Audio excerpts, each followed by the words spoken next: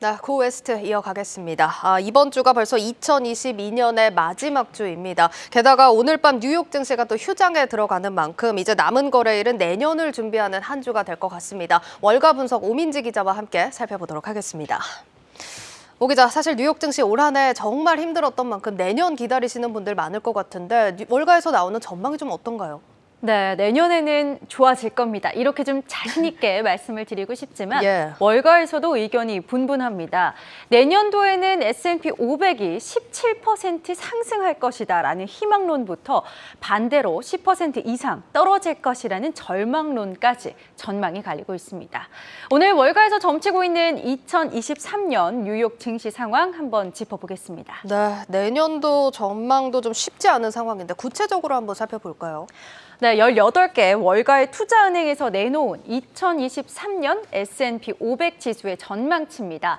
가장 상위에 위치한 도이치뱅크에서 4,500을 전망했는데요. 지난 24일 뉴욕 증시 종가보다 17% 상승 여력이 있다. 이런 관측입니다. 이 밖에 오펜하이머, BMO 등에서도 4,400 또 4,300을 전망하면서 10% 이상 상승할 수 있다. 이렇게 봤고요. 네. 가장 하위에 있는 전망치 BNP 파리바에서 3,400을 전망했습니다. 지금보다 무려 11.5% 하락할 수 있다라는 겁니다. 이 18개 투자은행의 평균 전망치의 평균을 보니까 4,031로 집계가 됐습니다. 4.8% 상승할 수 있을 것이다. 이런 분석입니다. 전망치를 보면 내년 증시에 대해서 월가에서도 갈피를 잡지 못하고 있구나라는 점을 확인할 수 있는데요. 이 자료를 집계한 마켓워치에서도 월가에서 바라보는 낙관론 또 비관론의 격차가 1,100포인트나 되는 것은 매우 이례적인 현상이라고 평가했습니다. 예, 뭐 갭 차이가 좀 많이 나서 상승과 하락을 점치는 근거도 좀 궁금한데 먼저 상승할 거다 이런 주장의 배경은 뭘까요? 네, 월가의 대표적인 강세론자인 제레미 시걸 교수의 이야기 들어보겠습니다. 인플레이션이 이제 막바지에 이르렀고 또 연준의 스탠스가 달라지면서 증시가 반등할 것이다라는 전망인데요. 시걸 교수는 인플레이션이 90% 정도 끝이 났고 또 미국 연준도 곧 이 사실을 인정할 것이라고 주장했습니다. 그러면서 내년 뉴욕 증시 지수가 15에서 20%까지도 오를 수 있다 이렇게 봤습니다. 지난 12월 FOMC 발표 이전에 시걸 교수는 12월 회의에서 연준이 인플레이션 종료에 대한 시그널을 보이지 않는다면 내년 1월의 첫 FOMC 회의에서는 발표할 수 있다 이렇게 설명했는데요. 이번 12월에는 연준이 매파적인 기조를 이어간 만큼 이 시걸 교수에 따르면 1월 연준의 발표에서는 그 시그널이 나타날 수 있겠습니다. 또 다른 강세론자인 톰리 펀드스트렛 공동 창업자도요. 인플레이션 둔화로 연준이 금리 인상을 멈추게 된다면 S&P 500 지수 내년 말까지 4,750도 돌파할 수 있을 것이다. 이런 파격적인 전망을 내놨습니다. 예, 아까 공통적으로 인플레이션 정점 그리고 이에 따라서 연준 스탠스가 바뀌면서 뉴욕 증시 상승할 수 있다 이런 분석이었습니다. 그러면 반대로 하락한다의 근거는 뭘까요? 일단 똑같이 금리 인상이 중요한 키워드입니다. 네. 금리 인상이 끝나지 않을 것이다라는 관측에서 이 하락 전망이 출발하는데요. 지난주 일본은행의 정책 변화도 한 몫을 했습니다. 특히 경기 침체 전망 속에서 기업들의 실적 악화가 불보듯 뻔하다라는 점 역시도 하락 전망의 근거가 되고 있습니다. 이 모건 스탠리에서는 S&P 500 내년 1분기에는 3,000에서 3,300선까지 떨어질 수 있고 지금보다 약 25% 급락할 수 있다 이렇게 말했습니다. 또 골드만삭스는요. 내년 미국 증시가 상승 랠리를 맞을 이유가 없다면서 미국 경제가 침체에 진입하게 되면 S&P 500이 3,150선까지도 떨어질 수 있겠다 이렇게 설명을 했습니다. 실제로 지난달 CNBC가 미국의 100만 달러 이상의 투자 자산을 보유한 100만 장자들에게 설문을 했는데요. 그 결과 56%가 내년 S&P 500 10% 하락할 것이다 이렇게 답하기도 했습니다.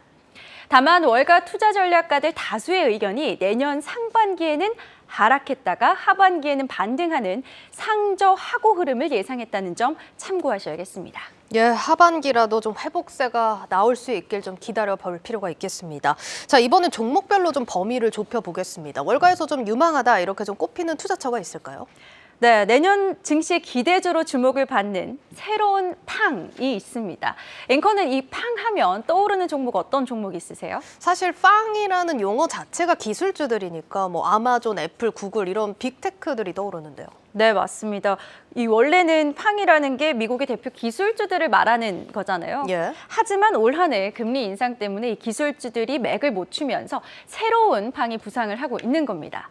에너지, 항공 방위 산업, 농업, 원자력과 신재생 에너지, 금과 금속, 광물 이렇게 앞글자를 따와서 팡이라는 새로운 신조어가 탄생을 했습니다.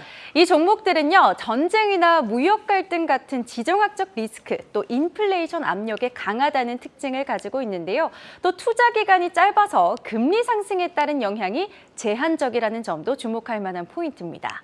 일반적으로 가치주에 속하는 종목이 많기 때문에 기술주보다 배당도 높습니다.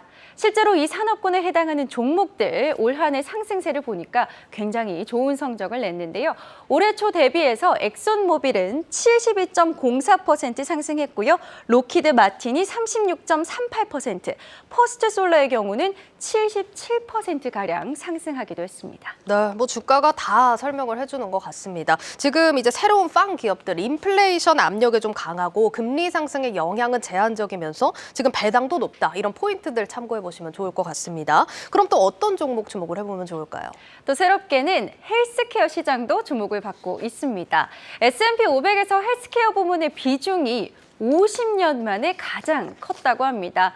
올 3월만 해도 이 13.3%의 비중을 차지하던 헬스케어 종목이요. 현재는 15.8%로 늘어났습니다. 2.5%포인트나 증가한 건데요. 자금도 굉장히 많이 몰려서요. S&P 500 11개 부문 ETF 중에서 가장 많은 자금이 유입됐다고 합니다. 지난 16일까지 올 한 해 동안 140억 달러, 우리 돈으로 했을 때 18조 원 규모가 새롭게 유치됐다고 합니다. 네, 내년 시장 상황에 대해서 월가 전문가들도 물음표를 이어가고 있지만요. 새로운 팡의 시대, 또 헬스케어 부문에 주목하시면서 투자 전략 세워보시는 것이 좋겠습니다. 네, 여기까지 듣겠습니다. 고웨스트 오민지 기자였습니다.